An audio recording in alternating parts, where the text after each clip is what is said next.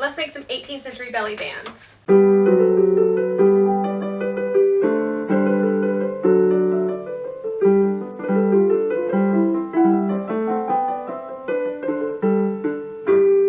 Hi everyone, my name is Caitlin, and on this channel I teach old-fashioned sewing skills and we copy original garments. We are working through addressing the 18th century baby right now, because I have 4 centuries to sew for and 9 months isn't a lot of time, so we're getting things done before I get pregnant. So, belly bands. There seems to be a couple different ways that you can do this. I've seen woolen band first, and then linen bandage, and then another woolen one over the shirt. I have seen linen first, then like what they call a compress, and then a woolen one over top. So it seems like you have some options in the late 18th century. I stayed up till midnight last night, which is not normal for me, and I found like 10 extant sources on belly bands and dressing infants in the late 18th century, from like 1766 all the way up to the 1790s or 80s, somewhere in there. And so we're going to be using these sources to kind of piece this together. Almost none of them give directions for how to make them. It's more like, here's how you dress a child. But a couple of them did. So we're going to go ahead and get started. This shouldn't take very long. I think we're going to make 2 linen ones and 2 woolen ones, just so I have one to wear plus a spare. Alright, we'll start with linen. I have a bunch of scrap linen here from cutting out a bunch of shifts for a client. So we're going to use some of the pieces left over. It should be perfect for making a couple of belly bands. Just like this, should make a couple of them right here. So there's a 1780 source that states that you would have the flannel roller first, and then linen one that's wrapped very tight around the baby, and there's another one over the shirt. That we're not going to do. That's a lot of work. The Ladies Magazine of 1785 just mentions one flannel roller. It does not mention any linen ones. And then a treatise on the theory and practice of midwifery, which is 1766. And this is basically what we're going to follow. So it says, the child being washed, a linen rag is wrapped around the tied, I think it's pronounced punis, it's the umbilical cord site, which being doubled up along the belly, a square compress is laid over it and kept firm or moderately tight with what the nurses call a belly band or a roller around the body. That would be the flannel part, as I've learned from other sources.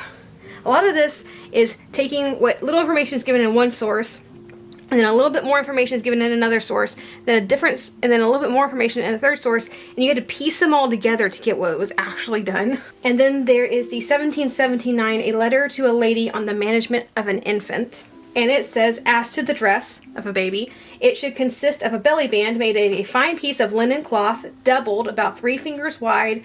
When the navel string is off, put it on single, and when quite well, omit it entirely, as the shirt with strings answers to the same purpose. A blanket, a short loose roller, a little gown, and 1 cap are all that is necessary. So we're going to follow the last 2 basic ones, which is the linen one first, and then a flannel one.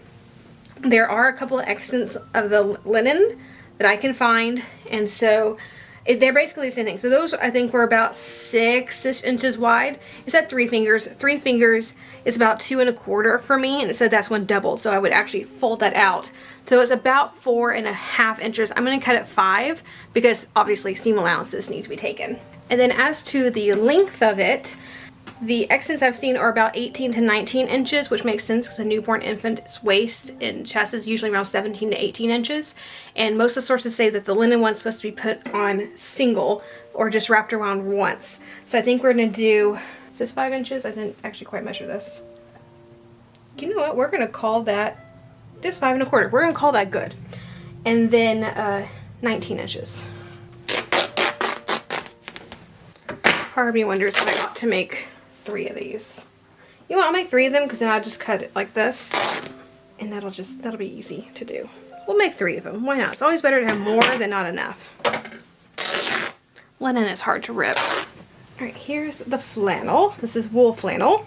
I got some stain bits. That's actually probably not a bad idea to cut out the stain bits for a roller. And the one measurement I have for this is 4 to 6 inches wide.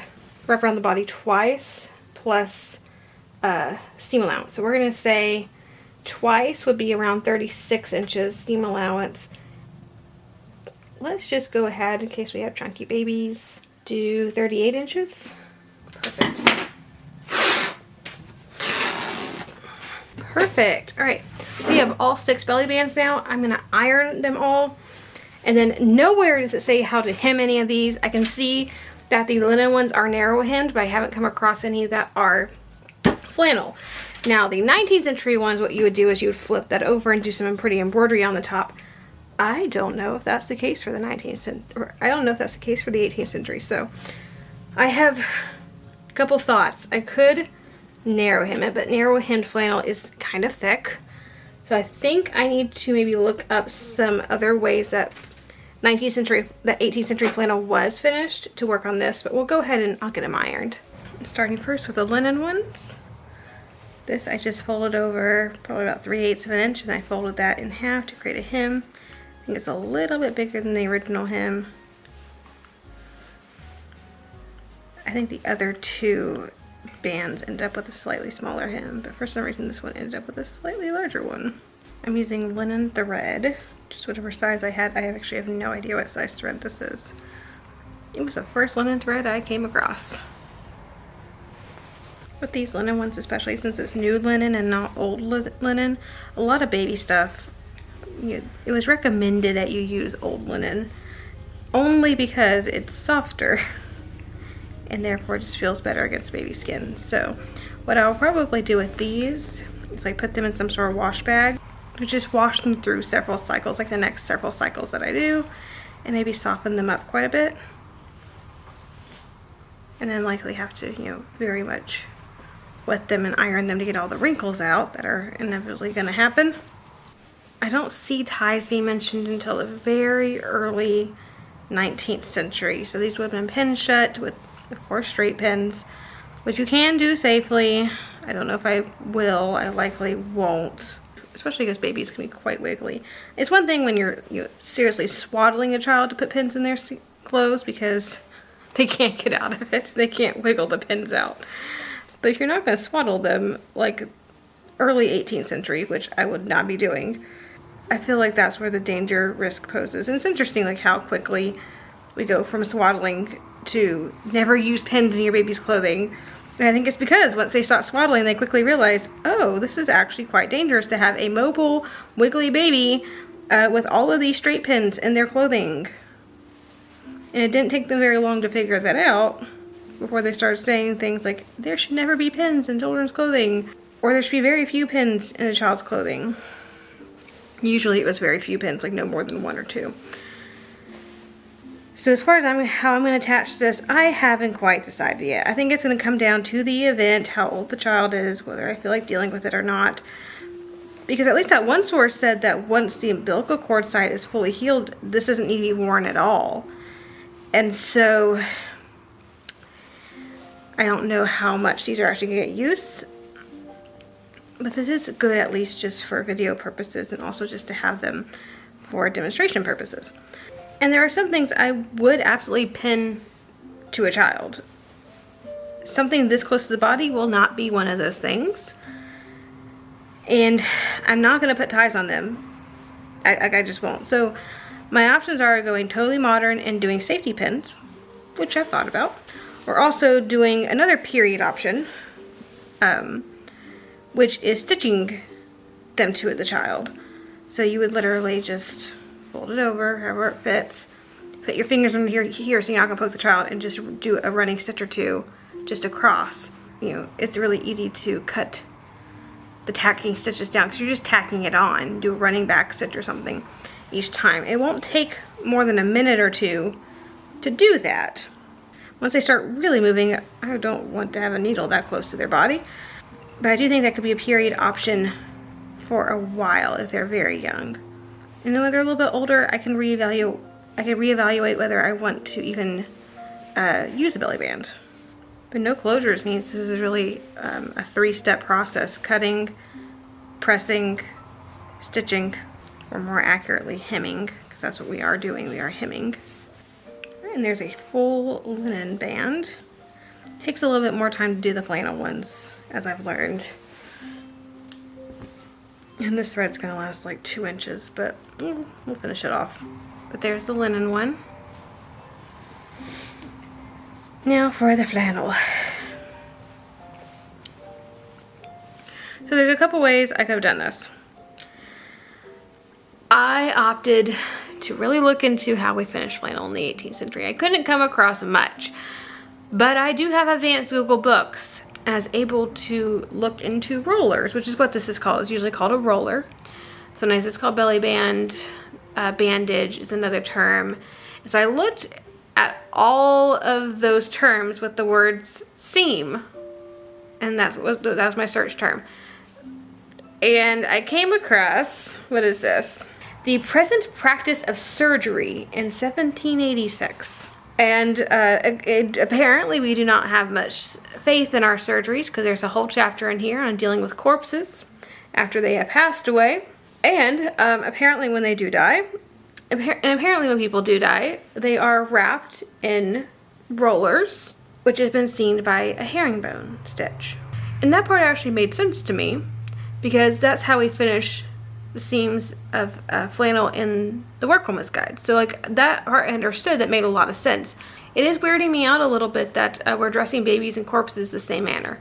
That just seems a little odd to me, but it makes logical sense, because this is the best way really to hem a flannel. Flannel is already fairly thick. You don't want something that's going to add to the thickness.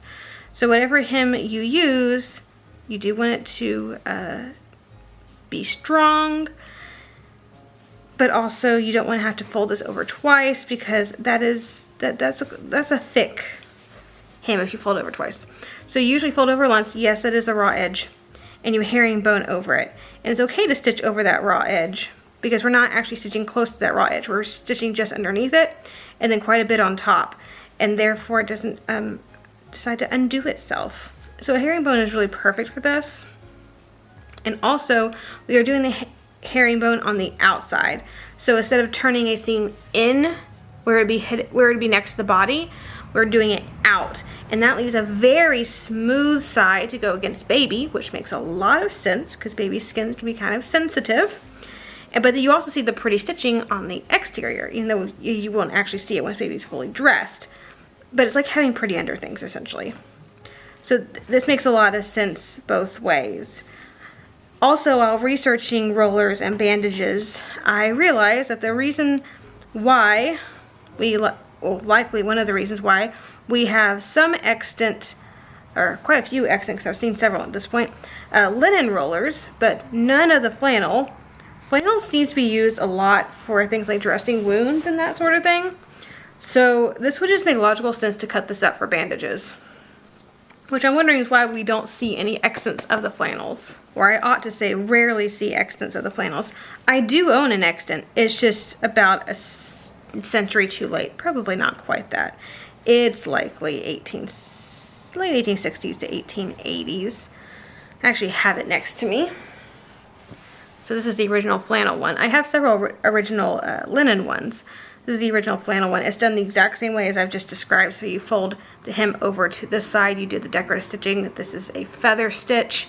Very popular in the late 19th century for this type of work.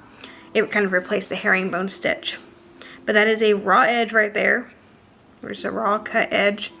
And it's held in place just with that stitching, but you have a nice smooth side against the baby. So yeah, you can see they're actually very similar. This one's a little bit more yellow, I think, than this is. But they're both just wool flannels. There's not much difference in them. And we're using the white thread to stitch with. And I'm not the best at corners. I don't know really how to make herringbones look great in corners, so probably best not to follow my example. But my philosophy here is as long as it, holds it down, then that's technically all it needs to do. It doesn't look good, but it holds. Alright, we are done. Very simple month, because there's really nothing else to do. Alright, there's our belly band set. So, 3 of each, which again is more than I expected to do at first. I was only going to do 2 of each, but I figured the more you have of things that go next to baby's skin, the better off you are, because explosions tend to happen. So at least this way I have extras. I think you probably need more of the linen than you would of the wool, because technically the wool ones, well, the linen ones go next to the skin, and then you put on something that's called a bed. It's basically Yeah, literally, B-E-D. It's literally a giant square of flannel that's kind of like a petticoat. It acts like a petticoat, but it's literally a square of flannel that you wrap around the baby and then you fold up underneath its feet and you hold it in place with that band, with the flannel band. So technically the flannel one does not go over the linen one. It goes over the bed, which the bed goes over the linen ones. So the flannel ones actually aren't going to be near the baby's skin at all. So technically they shouldn't be getting in dirty very much at all. But at least I have them. I'd rather have too many than not nearly enough.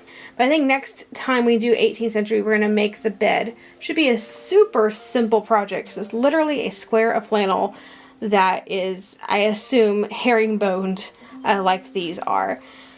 I'm going to go look and see if I can't find an example of one, but again, I highly doubt it because flannel is used for a lot of things, such as dressing wounds and that sort of thing. So anything that's not used for the nursery purposes probably got cut down and reused as bandages, because this is before band-aids.